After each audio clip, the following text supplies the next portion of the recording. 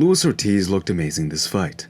He had a real advantage over Deontay Wilder with his superior understanding of southpaw ring generalship.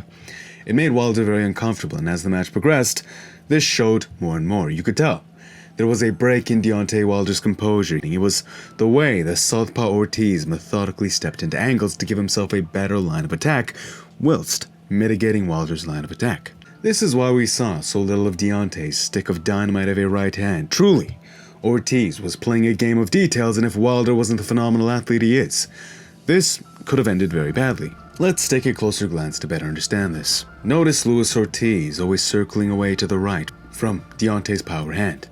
He does this because the lead foot is mirrored with Deontay's, thus it blocks his, increasing the distance between them. But by stepping to the outside, he's been given the ability to now step in closer to land his power hand. You see this here. The double jab, first to block vision, the second to cue reaction as he steps in, then predicting the head position, Luis lands his cross. How did he know Deontay was going to duck though? It's because Deontay was ducking as a response to when he saw Luis's cross come in. Luis effectively exploiting the pattern of behavior. Now, this circling for the outside foot position does also another important thing. It moves Deontay's power hand further away, whilst Luis gains a closer distance and better line of attack for his. This was suffocating, to say the least, methodically losing the range and angle for his shot whilst under the pressure of his opponents. Thus you see, Deontay feels pressure to extend without the same level of setup. Then Luis would see it a mile away, then like a phantom leave that space, then come back with a counter.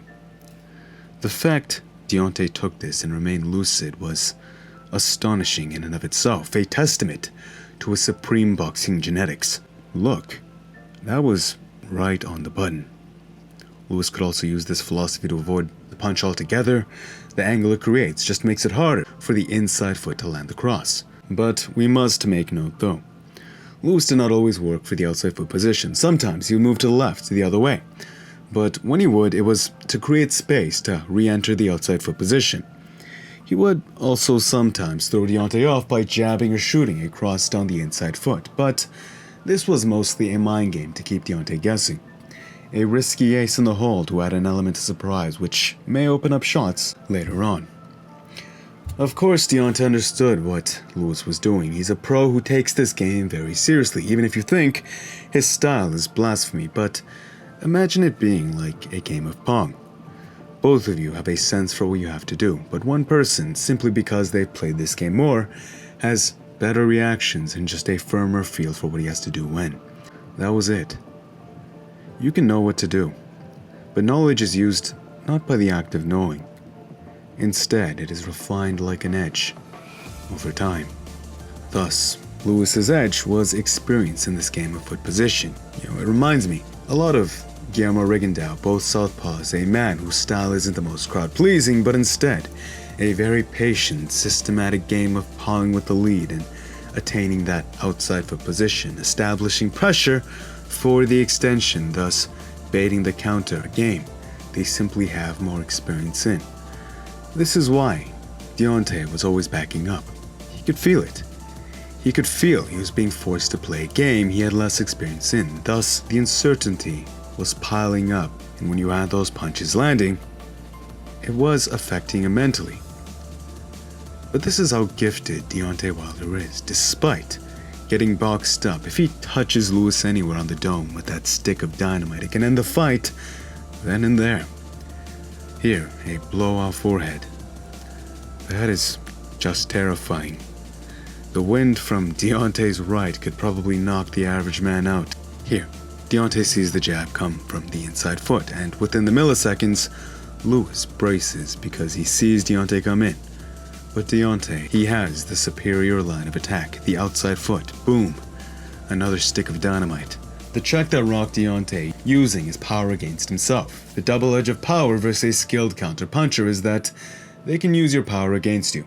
But truly, Deontay Wilder proved he had a chin, and in this match, luckily he survived to the end of the bell where he could recompose himself. Here, you can tell Deontay was really upset with himself. He doesn't have the same spirit he showed throughout the match. But man, this is what Deontay Wilder is. Here, perhaps a lapse in Lewis's judgment, as fatigue and concussion has a tendency of evoking that. Deontay sees Lewis come in, the jab pumping but rolling off shoulder. Thus Lewis. Maybe he thought Deontay would stop backing up because he was running into the corner, thus he would lose the space needed to dodge the cross. I think that's what was happening. I think Lewis was trying to set a trap, using the jabs to back Deontay up to trap him against that corner. But he definitely miscalculated something. In this game of inches, he made a mistake in distance somewhere because, as you can see, the shot was on trajectory for Deontay's face, but it still hits air nonetheless. Versus Deontay Wilder, a mistake is simply not an option. Lewis, now off balance. From that powerful lunging extension, boom! That level of power is something I would not even wish on my worst enemies. There is no recovery. There's too much time left in the round. In a fuzzy haze, you're just clinging off instinct. Deontay, he feels what he just did to Lewis.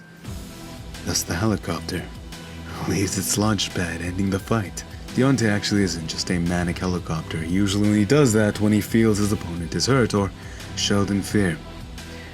He actually has an incredible instinct for this game, a strong ability to smell fear, anguish, how you're feeling, and then instantly capitalize.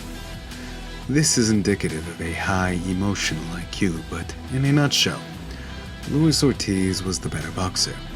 Deontay Wilder just has a genetic aptitude you cannot teach. In many instances, he is above the rules because now, with a proven durability, speed, reach, and just insane power, he can instantly change the course of the game. Of course, that does not mean he doesn't work hard. That's just ridiculous.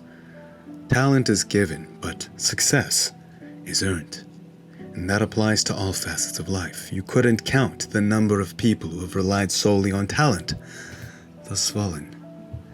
In the grand scheme of things, you could even say talent does not exist, because without hard work, you cannot salvage talent for something meaningful to the bigger picture. Thus, even if Lewis was the better technician, you cannot deny Deontay's victory was earned outside the ring just as much as it was in. An amazing performance from both. It was truly a privilege for me to watch. If you'd like more work from me, please subscribe. It's definitely great for the channel. Smash the like button if you enjoyed. It's good karma. And until next time, peace.